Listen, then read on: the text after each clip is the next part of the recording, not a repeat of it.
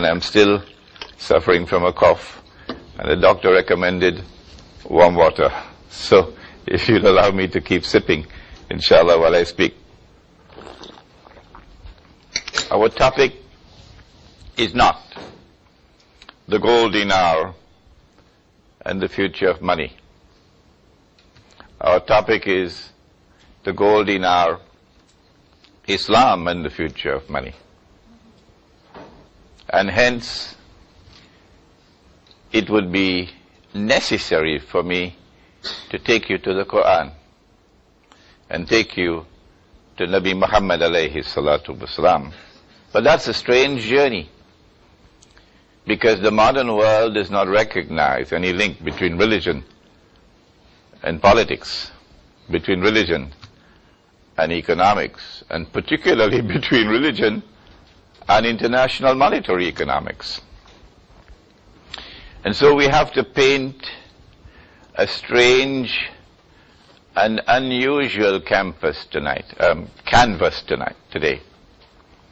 It is not something to which you are normally accustomed.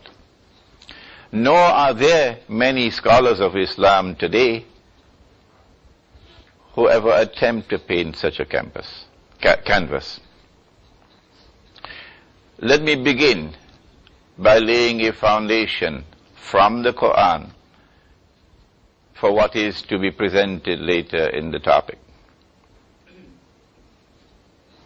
Allah speaks in Surah Al-Ma'idah of the Quran, Surah number 5, and the verse is verse number 49, somewhere around there. And he says, do not. This is a command from Him who created us from a drop of sperm.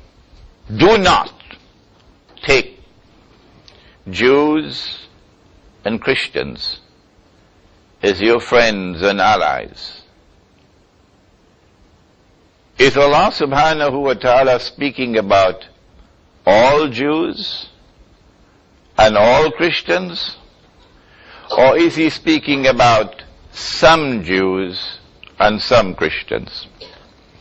The Quran answers that question. There are many verses of the Quran which permit us to establish fraternal relations with Jews and Christians. A Muslim man can even marry a Christian woman, other than in Malaysia, of course. A Muslim man can marry a Christian woman.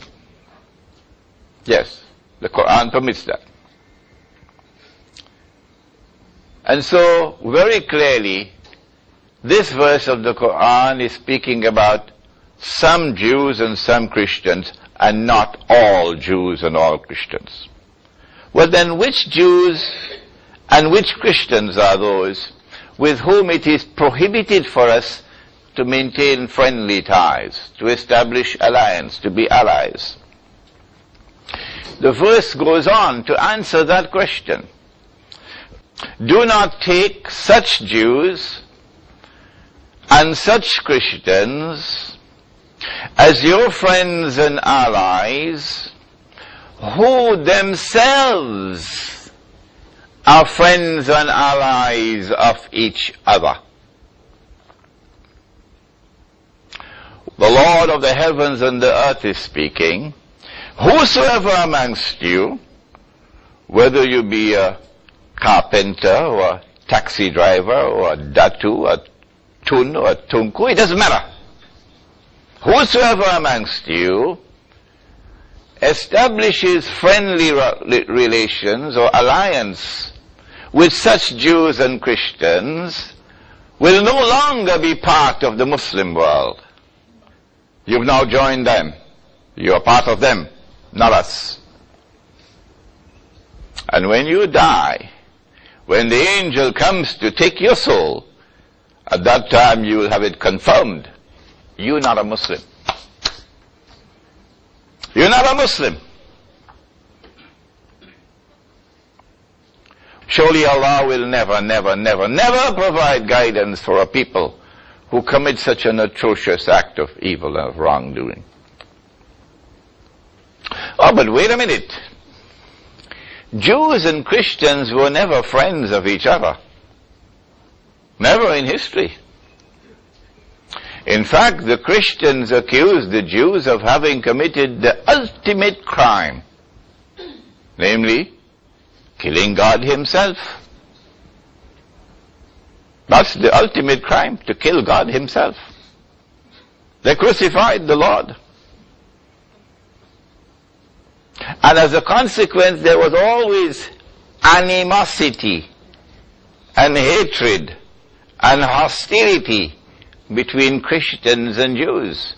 And so this verse of the Quran, revealed 1400 years ago in the desert of Arabia, this verse of the Quran anticipates a day that would come in history when there would be a strange and baffling and puzzling and mysterious and mystifying rapprochement between Christians and Jews, and the establishment of friendly ties, and a Christian-Jewish alliance will emerge. 1400 years ago. Allah is saying that this will happen. And when it happens, you better be careful. Because if you allow yourself to maintain friendly ties with them, your Islam is gone. Has that alliance come into being as yet? Yes. While we were drinking Teh Tarik and chatting, a mysterious Judeo-Christian alliance emerged in Europe.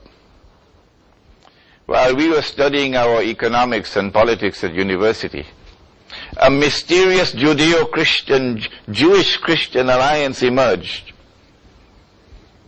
And it is that Jewish-Christian alliance which delivered to the world modern Western civilization.